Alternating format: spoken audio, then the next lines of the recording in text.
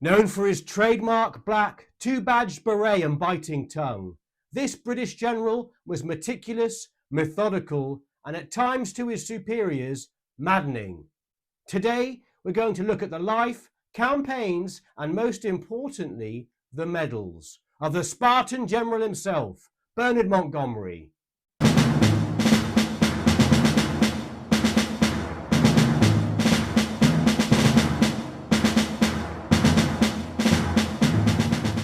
Looking at the ribbon bar for Montgomery, we can see 2 decorations for gallantry or distinguished service, plus a mention in Dispatch Oakleaf, 9 service or campaign medals, 2 Jubilee or coronation medals, and finally 24 foreign awards. Pinning down all of Monty's medals has been challenging, as there are many various ribbon examples on display, many with differing foreign awards. For simplicity's sake, I've taken a 1952 example of his ribbons. Monty signed these ribbons himself, so they seem pretty accurate. Be aware though, after 1952 he would have subsequently been awarded at least a coronation medal in 1953 and likely other foreign awards afterwards. Many of his awards were also stolen in the 1960s, further complicating the matter.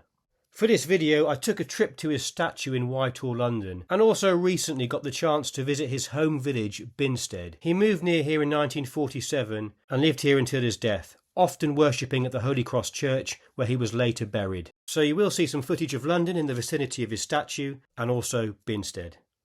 Bernard Law Montgomery was born on the 17th of November 1887 in Kennington in Surrey, the 4th of 9 children. His father was a Protestant minister, whom he was very close with. He would describe his mother, who married his father at the age of just 17, as a disciplinarian. A rebellious child, he would receive regular beatings from her. His family were from a Scots Ulster background and mainly religious or professionals with no family tradition of military service. He spent his early years in Tasmania when his father was posted there as the Protestant bishop. Whilst living in Tasmania, his father would depart the house for work for weeks at a time in his parish, leaving his mother isolated and overwhelmed, with 5 children before the age of 25 and having 9 in total. She would show little affection, and Montgomery described his early life as a series of clashes with his mother. Although he adored his father, throughout the remainder of his life he was never close to his mother. The family returned to England in late 1901, and the next year Montgomery set off to St Paul's School in London. He described his return to the UK as difficult, being initially considered a colonial, stating, "We were colonials, with all that meant in England in those days." As a student, he threw himself into sports at school, but struggled academically. He stated, "When I went to school in London, I learnt to play a lone hand and to stand or fall alone. One had to become self-sufficient, intolerant of authority, and steeled to take punishment." Although his parents wished him to become a clergyman, Montgomery was set on being a soldier, and passed the entrance examination for Royal Military Academy Sandhurst. Fees at Sandhurst were £150 a year, and his parents agreed to allow him extra pocket money of £2 a month in order to survive. He wrote, "It is doubtful that many cadets were as poor as myself, but I managed. Outside attractions being denied to me for want of money, I plunged into games and work." After a promising start at Sandhurst, Montgomery would find himself in trouble for brawling with fellow cadets and overactive horseplay. Whilst bullying an unpopular cadet, Montgomery set fire to the tail of his shirt as he was undressing, badly burning the cadets behind and requiring hospital treatment for the victim. This landed Montgomery in hot water, and he was nearly expelled. He would have to spend another 6 months at the academy before he passed out. Finally graduating, he was commissioned as a second lieutenant in the infantry. Life for an officer was expensive, and unable to serve in England due to finances, Montgomery applied for the Indian Army. He was unsuccessful and then opted for the second choice of volunteering for a Queen's Regiment already serving in India overseas. This was the Royal Warwickshire Regiment. From about this time serving in the army and afterwards, he would be known to many as Monty. After graduation, Montgomery joined his regiment's 1st Battalion, stationed in Peshawar on the northwest frontier, in December 1908. Monty soon got fed up with the mess traditions, which, being the British Army, were mostly booze-related. The macho culture at the time dictated that as a junior officer you could not refuse a drink. Montgomery declared, "A young officer was soon taught to drink. I have always disliked alcohol ever since." Monty assessed that the climate and relentless boozing of British Indian Army officers prematurely aged them, and they rapidly declined after the age of 45. Montgomery stated, "I saw a good deal of the Indian Army. The men were splendid. They were natural soldiers and as good material as anyone could want. The British officers were not so good." During the period, it was unfashionable to study war, and for Monty's regiment, discussion of soldiering was forbidden in the mess. Monty throughout his life was obsessed with work, and he must have appeared to his colleagues as one of those bores who just wants to talk shop all day, rather than get hammered at the bar or play cards. A good example of the culture of the time that Montgomery brings forth in his memoirs is an examination regarding animal transportation. When he was asked by the examiner, "How many times does a mule move its bowels a day, or take a poo?" Monty guessed 6 times. The examiner stated, "No, it's 8. When Monty responded, "It doesn't seem to me, sir, to matter very much whether it's 6 or 8, he was told to stop being impertinent. Leaving Peshawar at the end of 1910, he was promoted to first lieutenant the same year. The battalion then spent 2 years in Bombay before returning to England.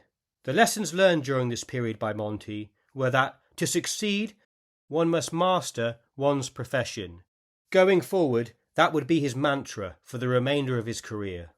At the outbreak of war in 1914, Monty's battalion was sent to France with the British Expeditionary Force. Montgomery declared, "It was to take the experiences of the 1914-18 war to show me what was wrong in the army." An example of the thinking of the time, considered backward by Montgomery, recalled his confusion as prior to deployment why all officers were ordered to go to the armourer to sharpen their swords, which were only used for ceremonial purposes, beforehand. A platoon commander in charge of 30 men, he came under fire during the retreat from Mons, and was annoyed at the lack of clear orders and command and control.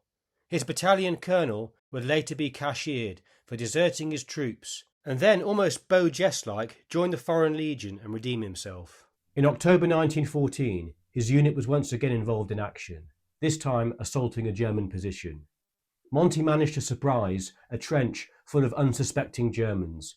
He was armed, however, with only his sword, which he had never used in action or been taught to, only using it for ceremony. He saw a large German and decided to kick him in the goolies and took him as his first prisoner. The same day, whilst attempting to clear Germans from a village, Montgomery was shot through the chest, damaging his right lung. A soldier attempted to give him first aid, and whilst applying first field dressing, was shot through the head by a sniper. The sniper then took more shots at Monty, wounding him in the knee. The dying soldier blocked other shots intended for him. When he was rescued, it was assumed he would die, and a grave was dug for both men. But Montgomery ended up surviving. He received the Distinguished Service Order for his actions over the period, which I think's unusual for a junior officer. Usually they get a military cross. I could be wrong, but correct me in the comments. I'm led to believe a DSO is awarded to majors and above. After recovering in hospital, he joined the Staff Corps. He then saw out the rest of the war as a staff officer, serving in the battles of the Somme and Passchendaele. In this capacity, he observed the mentality and tactics used by generals like Sir Douglas Haig, and became critical of their readiness to accept high casualties during campaigns. During the war, in his staff role, he reached the temporary rank of Lieutenant Colonel. One story Montgomery wrote about in his memoir was of a brigade commander obsessed with the idea of using a carrier pigeon to communicate with his HQ during an attack. Once the attack was launched, the commander awaited in HQ for the pigeon arriving with a message from his forward troops. Time was slipping by, and no pigeon arrived, with everyone anxiously searching the skies. The brigadier walked feverishly about the outside of his HQ dugout. At last, the cry went up when the pigeon arrived. The brigadier roared, "Give me the message!" It was handed to him, and it stated, "I'm absolutely fed up of carrying this bloody bird about France." It's also unclear whether the pigeon's name was Speckled Jim. For the Great War, Monty received the 1914 Star with Clasp, British War Medal and Victory Medals, as well as the DSO. He would also be awarded the MID or Mention in Dispatches 5 times between 1915 and 1918. At the war's end, after temporarily commanding a service battalion of Royal Fusiliers, he reverted back to the rank of captain. A chance meeting with a field marshal at a tennis match in 1919 allowed him to get selected for Staff College, which was the ticket for higher promotion in a post-war shrinking army.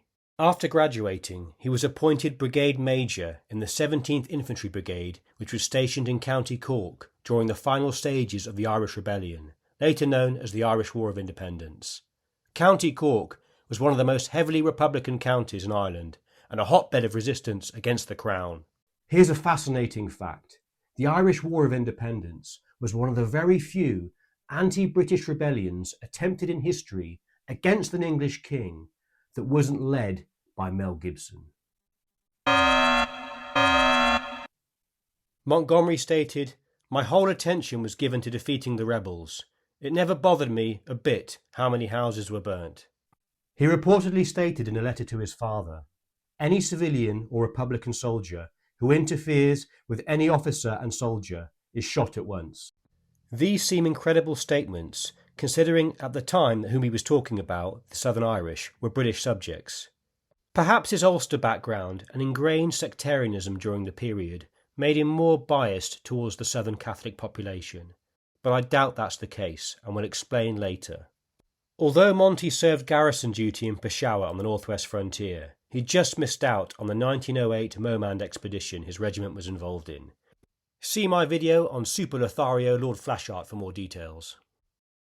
Therefore, Monty never had any experience operating in coin or counterinsurgency operations, and perhaps it shows here. Montgomery set up a special Cork City intelligence unit, and even prepared a special manual on how to deal with the rebels.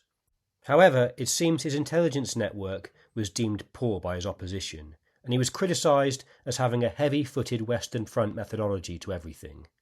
His men could not compete with fast-moving flying columns in the area, and Monty was even humiliated in April 1922 at Macroom while searching for 4 kidnapped British intelligence officers. Arriving by convoy, Montgomery's force was completely outmanoeuvred by Republican forces, having to withdraw from the town when they found themselves surrounded by scores of Irish volunteers in hidden firing positions. I think here is where potentially we see Monty's weakness as a commander.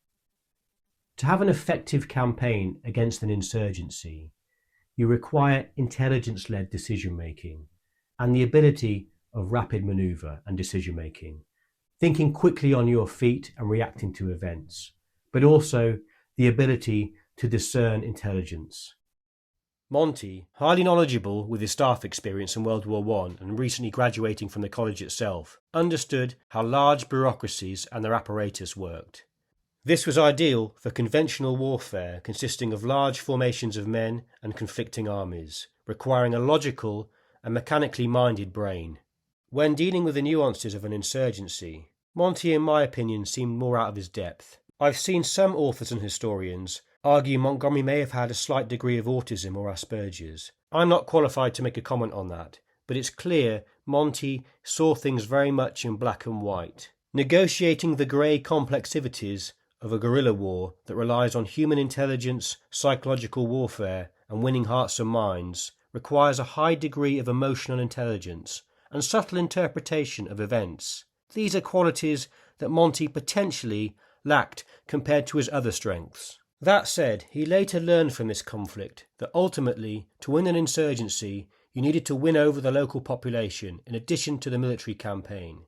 He believed the Irish Rebellion could have been won militarily in the short term by essentially going full Genghis Khan, but in the long term, without winning over the local hearts and minds and a clear political strategy, it wouldn't succeed.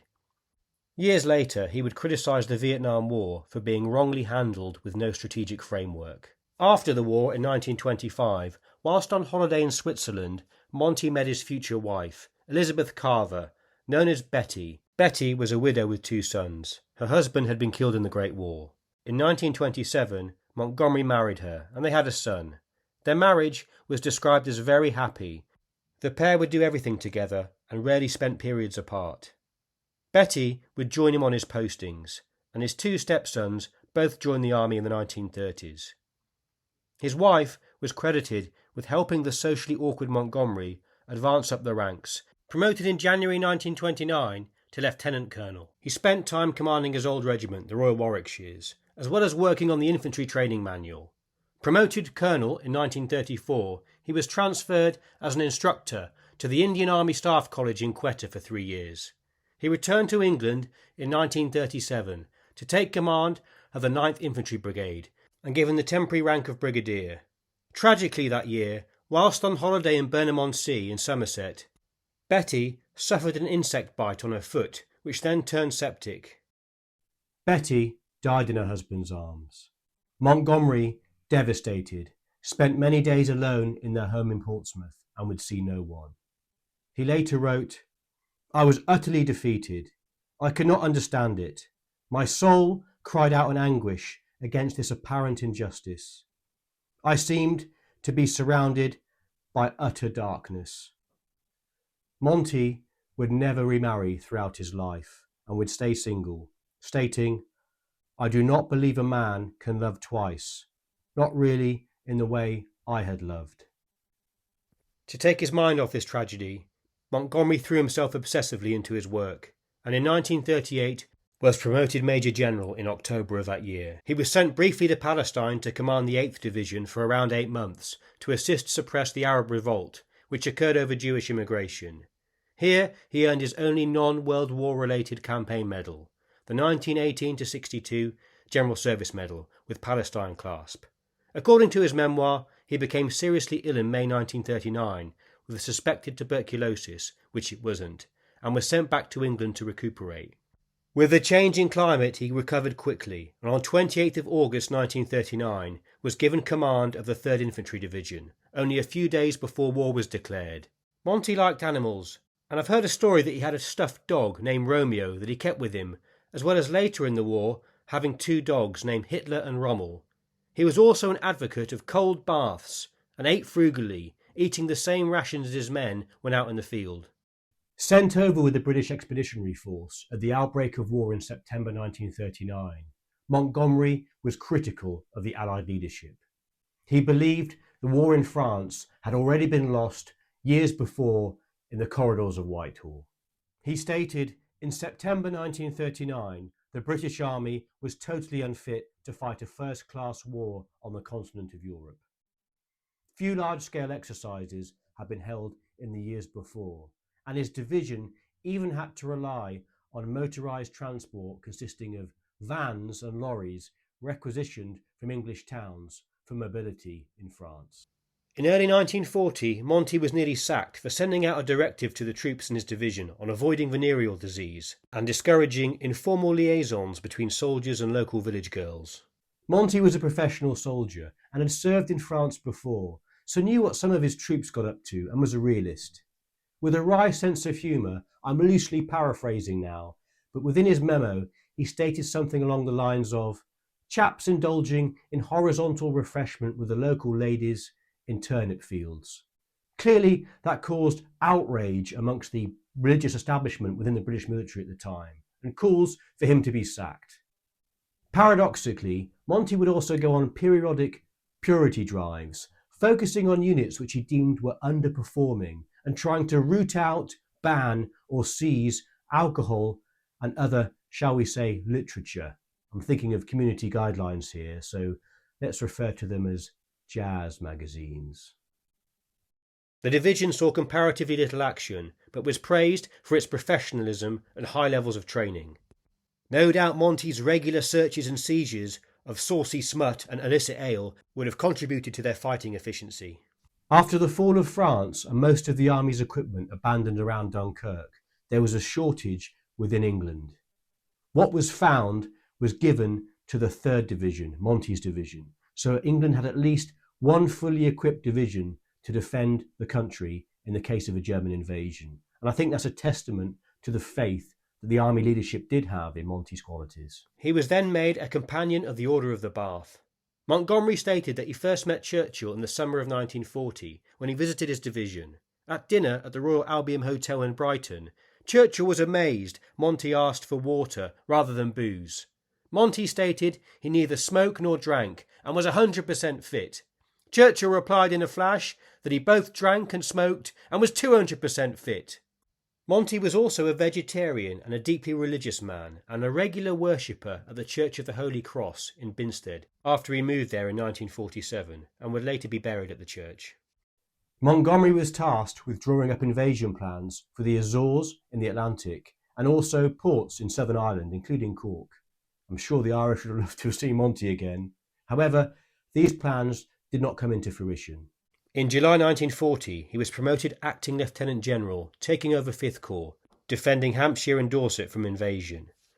He then began feuding with fellow British General Claude Auchinleck, who he would later criticise in his diaries. Of the time, he stated, "We hardly agreed on anything."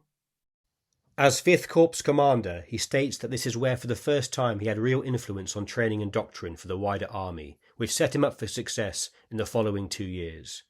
He would even make the colonels participate in runs with the men, threatening with sacking those that didn't. Training in 5th Corps was ordered to be hard and tough in all conditions of weather at any hour of the day or night. Commanders and staff officers at any level who couldn't stand the strain or who got tired were to be weeded out and replaced, ruthlessly.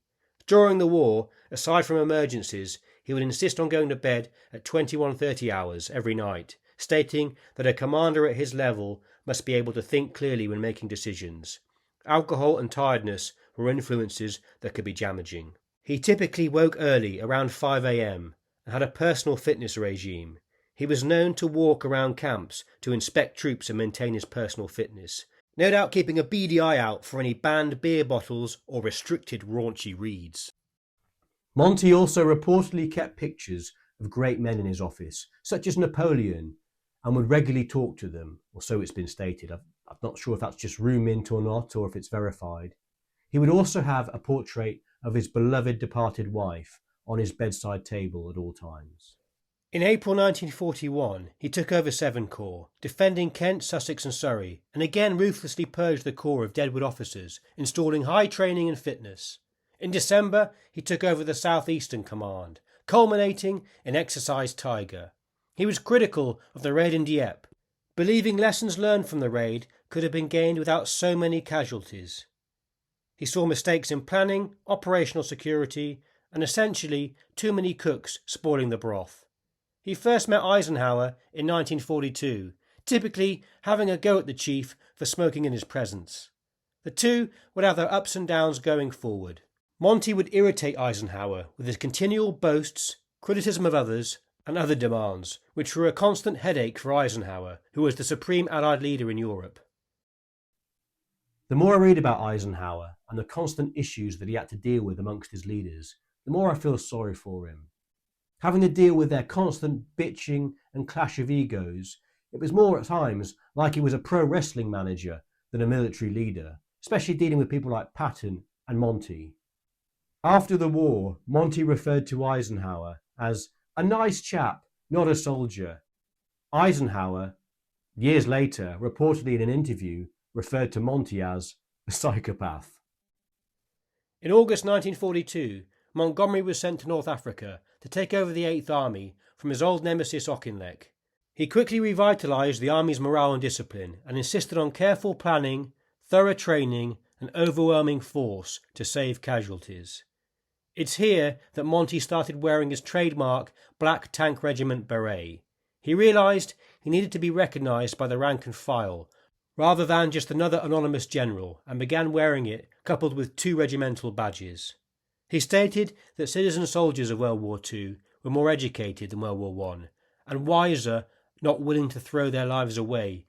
You couldn't push this generation of voting men around, and essentially needed their buy-in. This occurred with high training and knowing that they had a leader who was amongst them and not in a chateau 35 miles behind the lines. Monty saw the public relations damage that it caused in World War I. And when he was in command, especially when he was campaigning, he would choose to sleep in caravans and lead a very simple life, and became known as the Spartan General. This led to a decisive victory over Rommel at the Second Battle of El Alamein in October 1942, and marked a turning point in the war, forcing Axis forces into a long retreat across North Africa, culminating in their surrender in Tunisia in May 1943. For the battle, he was awarded the Knight Commander of the Order of the Bath. In November 1942, his stepson was captured by the enemy whilst out conducting a patrol.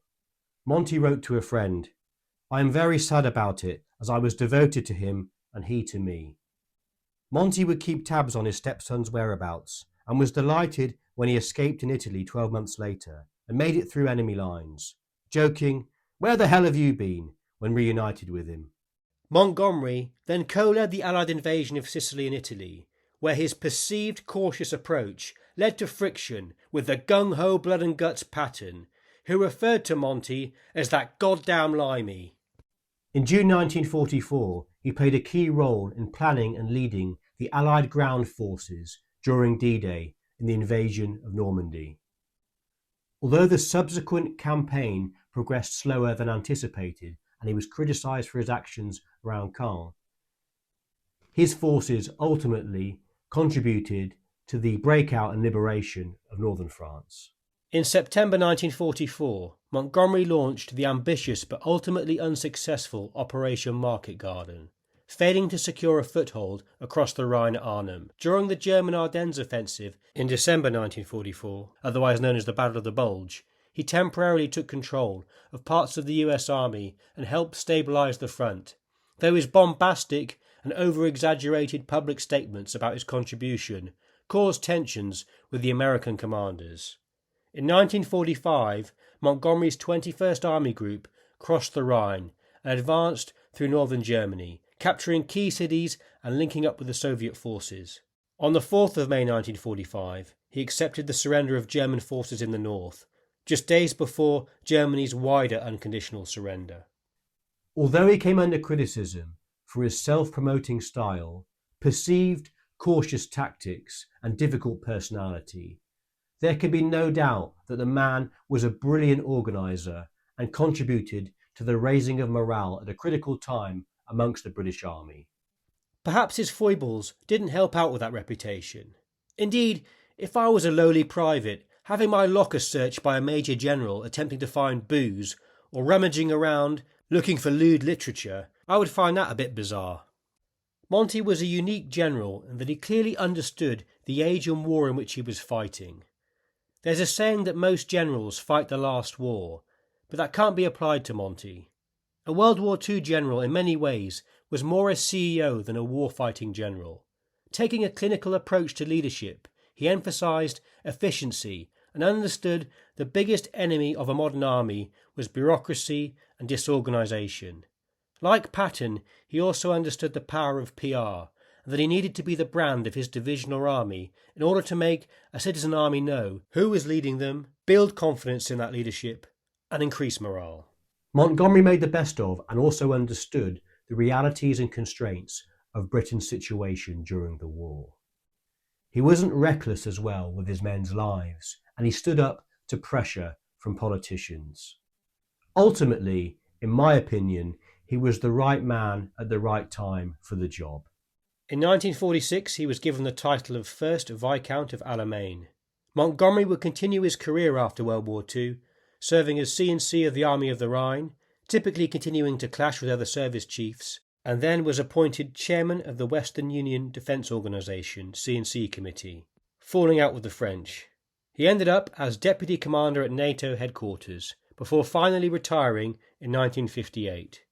He passed away in 1976, and was buried at the Holy Cross Church in Binstead in Hampshire. In summary for Monty's medals we have Knight Companion of the Most Noble Order of the Garter, I've put at the bottom there. This is the most senior order of knighthood in the British honour system and was awarded to Monty after the war.